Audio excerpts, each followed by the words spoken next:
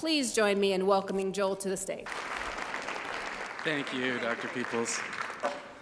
And thank you for that warm introduction. I'm going to introduce myself and talk a little bit about the future of the Alliance. So as Dr. Peoples mentioned, I have a background in technology. I was the senior strategist at Disney Imagineering, helping to put a digital layer on the guest experience of the theme park. We'll be seeing some of those technologies that was developing 10 years ago going into place in the new Star Wars land in Disneyland coming this summer. At Activision, I was the director of central operations, working on game titles like Call of Duty for all you gamers out there. And thank you.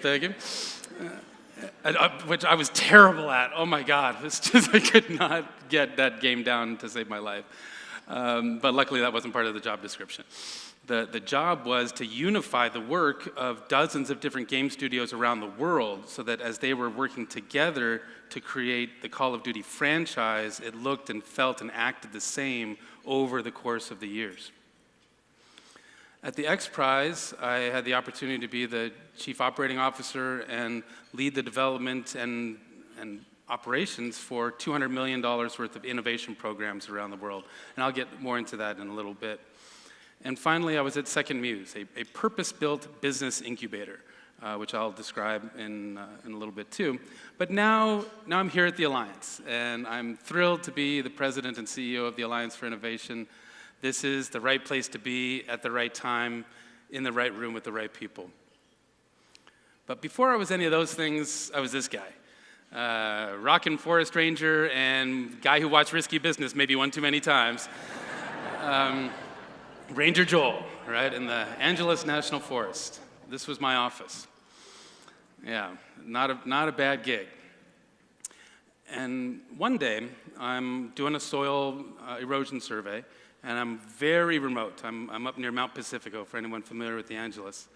And a call comes over the radio. And apparently there had been a gunshot, and a gunshot victim was at the Mount Pacifico campground. And this is one of the most remote areas in the Angeles, and I know for a fact that it'll take hours for someone to get there, and I just randomly happened to be there, close to it.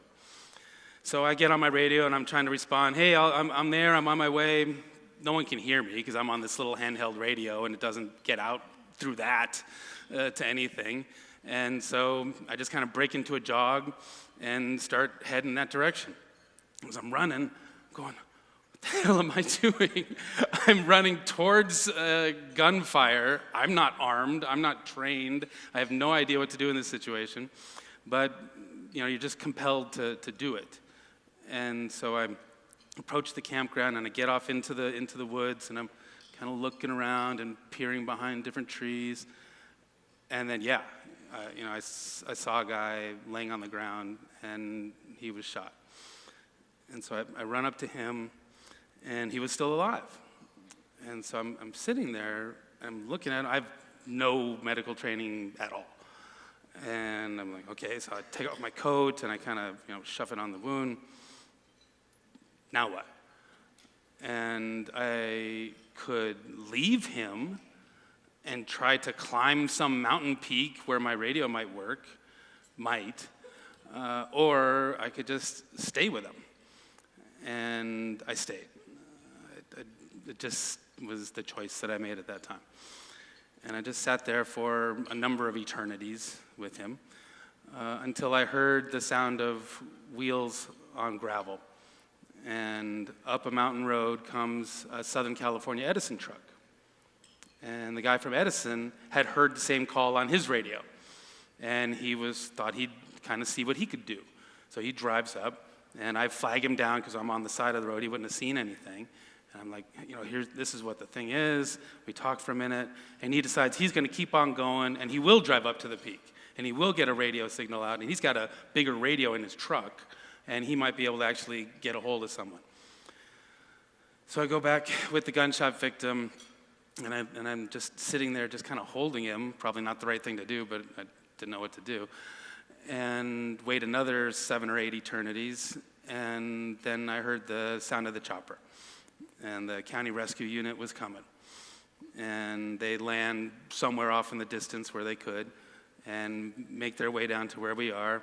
And the folks from county rescue and the Edison guy and me all kind of load the guy onto the stretcher, and they get him all patched up with the IV, and we take him back, and we put him in the helicopter, and off he goes to safety. And I tell this story because to me it's symbolic of what can happen when mission trumps everything.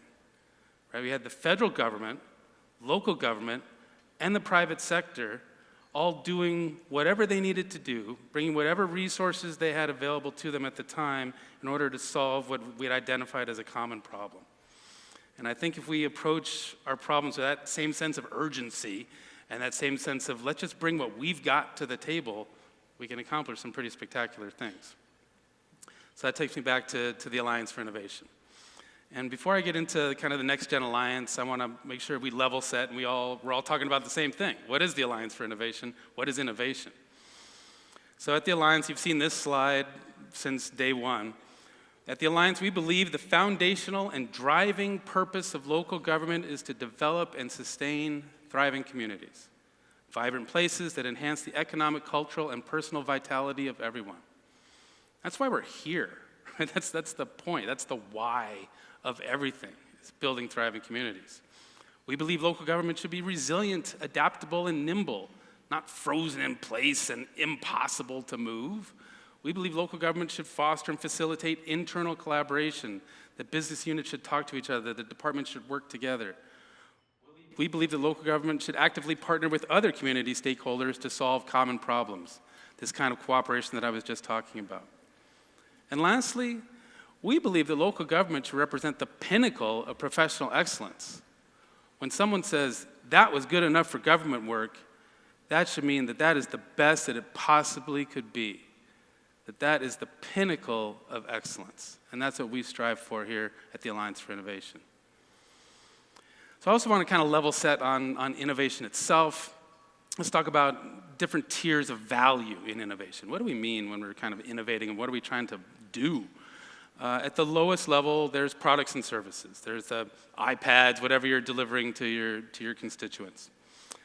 But above that, as we're aware, there's process innovation, which is driven by culture. This is what sustains innovation and allows us to actually absorb it into our organizations. Think about how Kodak rejected the digital camera.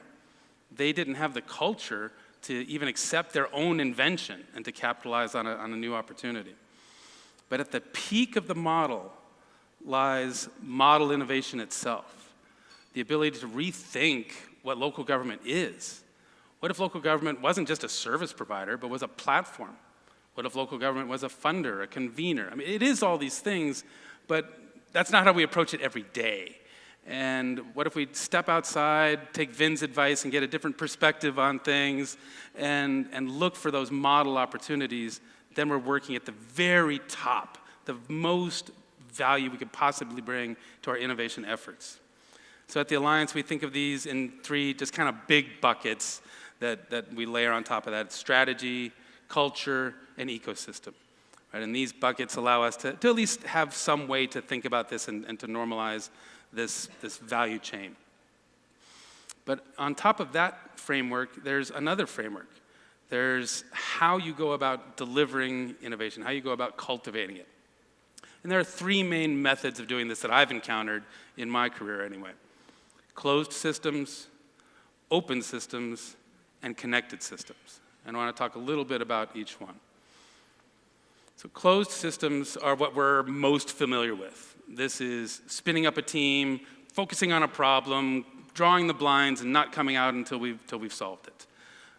This is the system that's been in place for hundreds of years, right? Bell Labs, Edison Labs. This is what has generated most of the breakthroughs of the modern world. I'm not saying we shouldn't do closed innovation. This is a very significant factor in society and continues to this day, right? This is fantastic. It draws billions of dollars of investment and generates trillions of dollars of value. But it shouldn't be the only tool in our toolkit.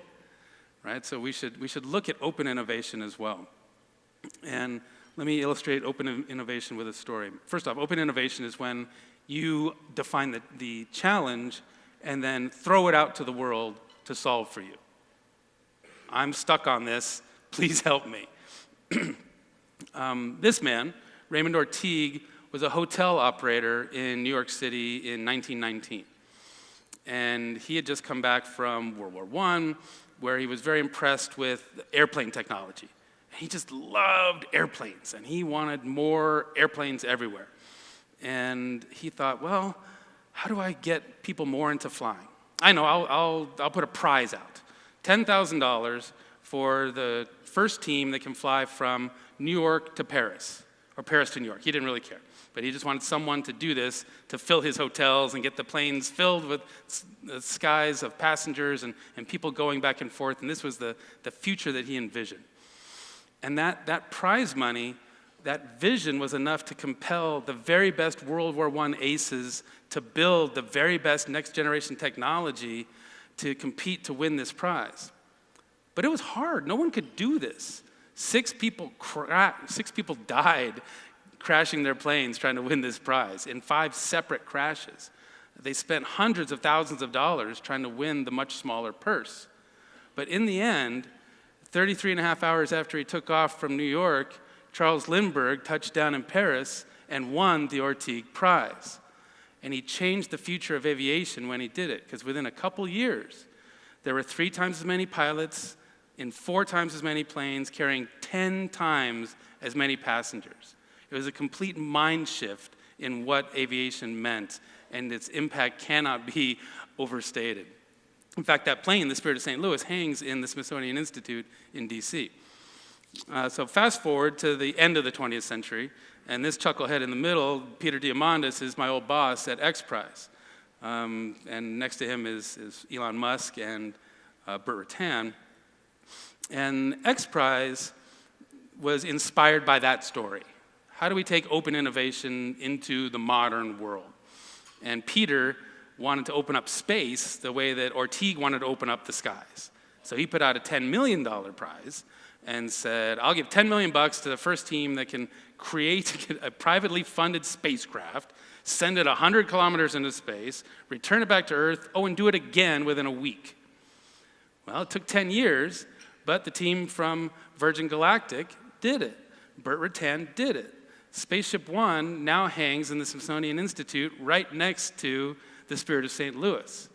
2 tangible reminders of the power of prizes to create radical breakthroughs. Open innovation can create radical breakthroughs, because now we have SpaceX and Blue Origin and all of the rest of the private space industry that didn't exist before this, that just people didn't even conceive that this is where venture capital should go spend its money. Yeah, it can, it should, it did. But there are limits to open innovation as well. So this was another XPrize called the Automotive XPrize. The idea was to build a car that got over 100 miles per gallon. And teams from all over the world competed in this prize, and then it went on for years and years, and finally they did it. A team won. It was fantastic. The car was Edison 2. Here I am as a tourist and man who needs to hold on to that bar because he had too much to drink the night before, visiting that in the Ford Museum in Dearborn, Michigan. But the thing is, that prize was a colossal failure, right? You're not seeing a ton of Edison 2s driving around the street. So what happened? Well, sometimes the criteria for success just aren't there. But also what happened is we weren't quite smart enough on how we define success. Because years later, I'm sitting there just kind of doing some surveys with people who've gone through the XPrize experience and saying, what did this mean to you? What was the value you got from participating in this? And a funny thing happened when I talked to this team and this team and this team. And I found out that they had one thing in common, that a large number of them had joined this team. And that by accident, we had created a breeding ground for next generation electric vehicle engineers. And Tesla went fishing in that breeding ground and got dozens of them that really speeded the acceleration of that company and allowed it to take the position it did so quickly and develop the capacity it did. It was an accident. We weren't intending to do that. But that got me really thinking about connected innovation. And what if the innovation goal was to build system capability? Not to build the thing, but to build the ability to build the thing. Now you're going to approach the problem in an entirely different way. And welcome Second Muse, the company I talked about at the beginning. This is an organization that specializes in this system change. And we were hired by the city of New York to come in and develop a new manufacturing sector for the city. The city had been a manufacturing powerhouse for hundreds of years, but now when we think of New York, it's media and finance. Right? They don't make anything in New York, burritos or sushi, but not high-tech stuff. But we had a mission, inspiring and equipping New York City's advanced manufacturing community, and hence FutureWorks was born, the FutureWorks Accelerator. And FutureWorks is an accelerator with over 100 companies in it, and its mission is to accelerate the growth of hardware startups and advanced manufacturing entrepreneurs in New York City. Now we got it, right? It's not the stuff, it's the people. That's what we were trying to build. And unlike other startup incubators, if you go to Techstars or something like that, the model is they'll put in 10 companies expecting 8 of them to fail. One of them breaks even, and one of them makes enough money to pay for the other 9. What if you started an incubator where you didn't expect 80% to fail, but you expected 80% to succeed? Would you do it differently? Hell yes, you would do it differently, right? You're going to completely change your approach to what you're doing, and hence this idea of needing to build a broader ecosystem, needing to build system capacity. Right, so we not only did the companies and the founders, they needed a place to take their ideas from paper prototypes to real prototypes. And in New York City, you don't just walk around and see fabrication labs next to every bodega. So we needed to see those fabrication labs and get them out in the field. Enter FutureWorks shops. Now there's a fabrication lab in each of the boroughs where these entrepreneurs can go and build their thing. With coaching, with tutoring, and actually create a physical object. Now, of course, creating a physical object isn't exactly building an advanced manufacturing capability. You need to bring in the big guns, the guys who have been there for 100 years, 200 years. These factories are massive, but also massively underutilized because they don't want to make smart basketballs. They don't want to work with these entrepreneurs because they're too persnickety. They want small orders. They want everything customized. They want everything tomorrow, and their specs suck. And so the manufacturers are like, no, it's not worth it. I'm just going to run my business. I'm 65 years old. I'll do it for another 5 years. I'll retire, burn the thing down, and sell the property. That's the business plan. Right? So we thought maybe we could do a little bit better. And the idea was here with Ops 21 is to tie it into FutureWorks and connect the entrepreneurs directly with the manufacturers. Get them to speak the same language, get them to understand that they had a shared interest in developing the advanced manufacturing capability of New York. And we did. So this has all been very successful. FutureWorks is in its 3rd year now. 80% of the companies are still in business. Right? Because that's what we set out to do. And you just change the results when you change the goals. So we've talked about this value chain. We've talked about different types of frameworks for innovation. What does that mean in the context of the alliance, right? How can the alliance help you with your innovation journey? We have a model that we're unveiling today and putting into practice over the next year. We have some pilots going already, and we'll continue to add to those pilots and continue to seed them and continue to grow and grow and grow until when we're sitting here next, every single person is involved in this. It begins with our North Star, the same way I began this presentation. Why are we here? Right? To build thriving communities by building better local government. How do we do it? We have the frameworks that we just described. We look at ecosystem, we look at culture, we look at strategy. But no, how do we do it? Well, it begins with a transformation capabilities assessment. We sit down with you and run you through a quantitative assessment looking at you across dozens of criteria.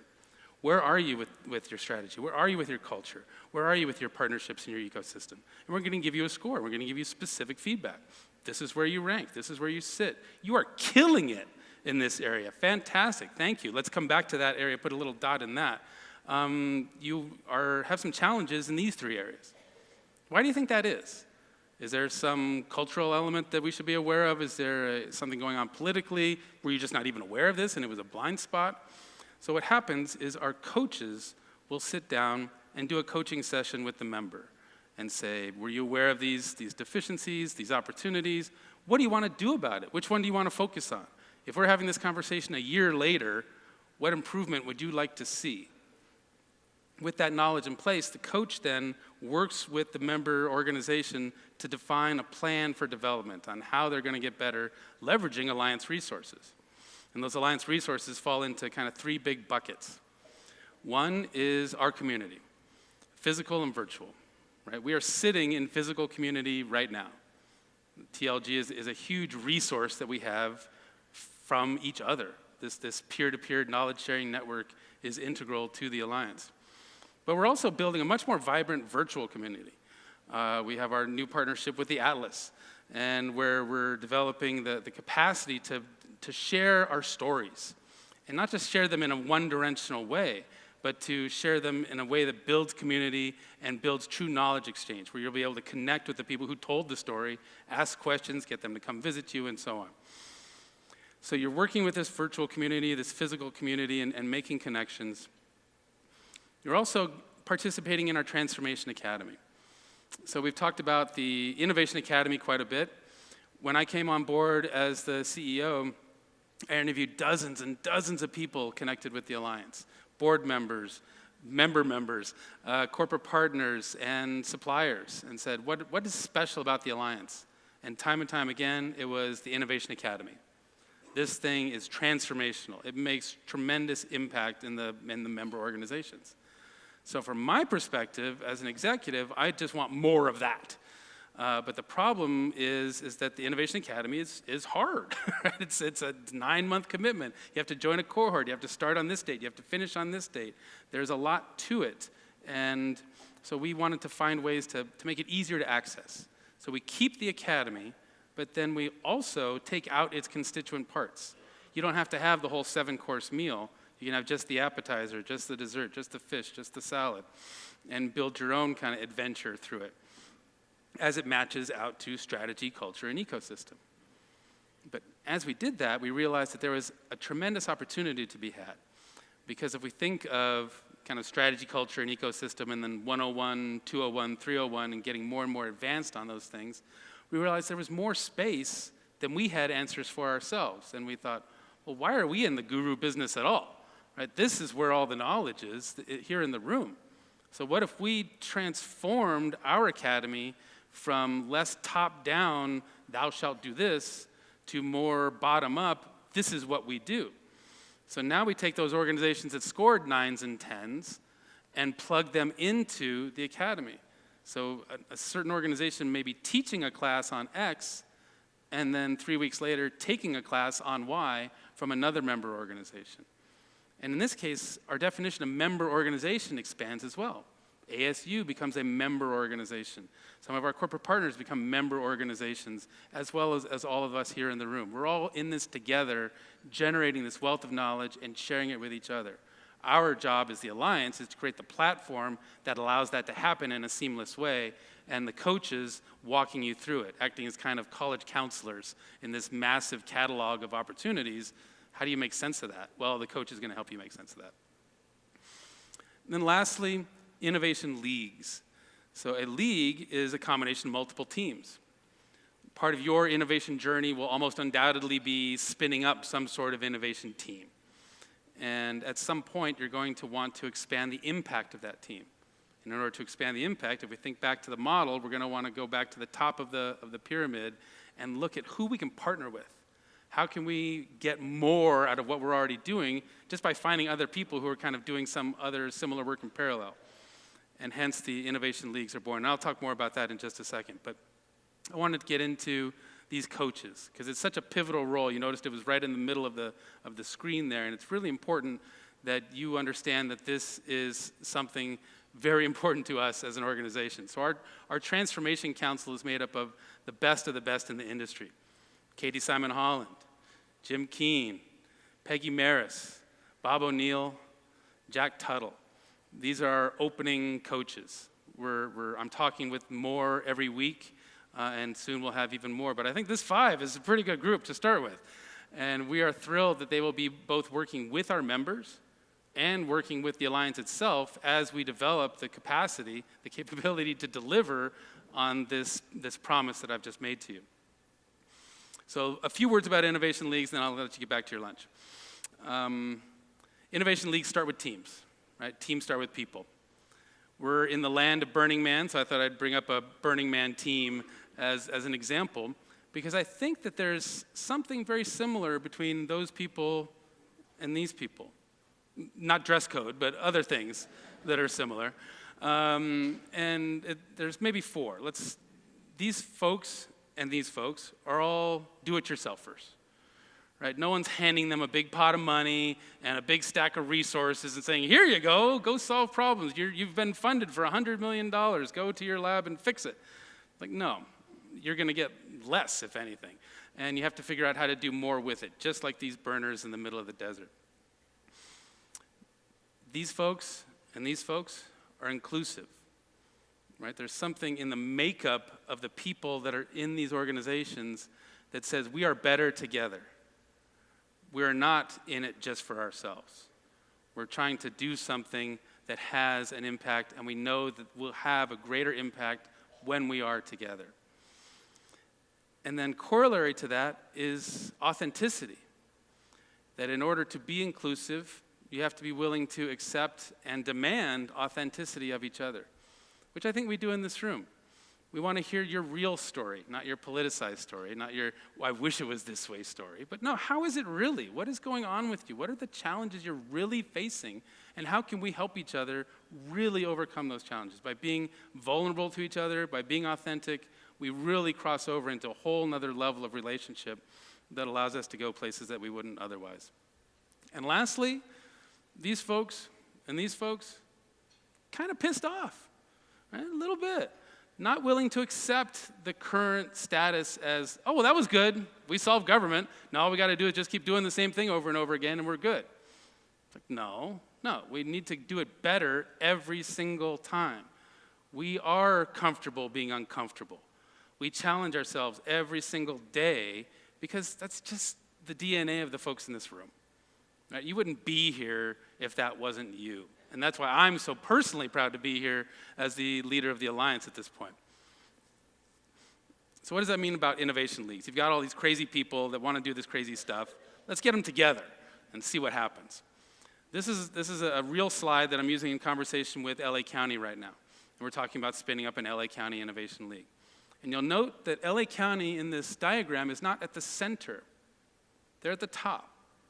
They're the convener, and they use their gravitational pull to kind of get the other people in the room, but they do not get to set the agenda. We bring in corporations, philanthropies, other local government professionals, startups, NGOs, private citizens, universities, and put them all together into this innovation accelerator, this innovation league, bringing all their teams together to bring their personal talents and resources to bear on problems that are defined by the group. And as the group coalesces, the center falls away and it becomes this self-sustaining ecosystem. What we've seen in the past is that these groups can actually become their own 501c3s and have their own identity and their own missions. And you look at me and you go, that sounds great, but what a bunch of baloney. It's too complicated. No one can ever do that. Well, they have and they do. An example is the Colorado Smart Cities Alliance. This has been going on for almost 2 years now. There are many examples of these kinds of alliances around the country. I picked this one because it has multiple alliance board members as participants, so might as well.